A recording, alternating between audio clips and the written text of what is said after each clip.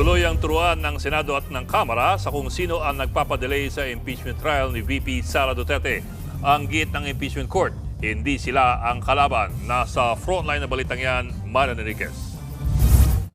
Imbes na mambatikos, ituon na lang daw sana ng House prosecutors ang kanilang lakas sa paghahanda para sa impeachment trial ni VP Sara Duterte at pagsusumite ng mga hinihingi ng korte. Yan ang mensahe sa kanila ni impeachment court spokesperson Attorney Reginald Tonggol.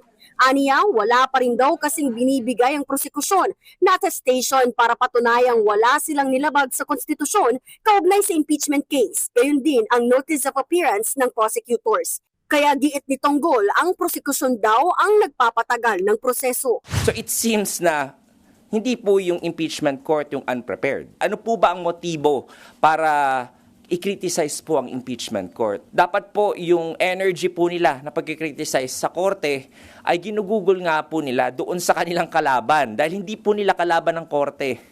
Ang kalaban po nila ay yung kabilang party, yung defense po. Bumwelta naman ang prosekusyon at iginiit na hindi sila ang cause of delay. Kami ang cause ng delay. Yung kanilang order, yung resolution nila, requiring the submission of these two, ang cause of delay. We are not criticizing the impeachment court. We are calling them out. Do your duty. Listen to the clamor of the people. The people want a trial. Sinigundahan naman niya ni House spokesperson Attorney Princess Abante. May mga hiniling pang requirements ang Senado na niwala raw sa konstitusyon. Ang requirement lang ng Constitution, a verified complaint that is sufficient in form and substance. Action speaks louder than words. No? Siguro nakita naman natin yung mga nangyari sa mga huling araw tungkol sa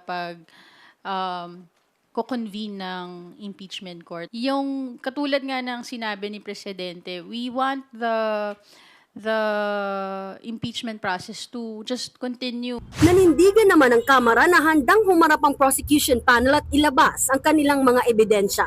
Sa ngayon, ayon kay Tonggol, mukhang ang susunod na ihahain ng depensa sa susunod na linggo ay motion to dismiss. Oras na maihain ito, inaasahang sasagutin ito ng prosekusyon hanggang June 30. Inaasahan din na yung attestation na hinihingi ng impeachment court ay mapal na rin sa loob ng 19th Congress o hanggang June 30. Nagbabalita mula sa Frontline, Marian Enriquez, News 5. Mga kapatid, Ed Lingaw po, maging maalam at may pakialam sa mga napapanahong balita sa ating bansa. Para sa mas malalimang pagtalakay at paghimay sa mga issue at headlines, tumutok lamang at pag-subscribe sa social media pages ng News 5.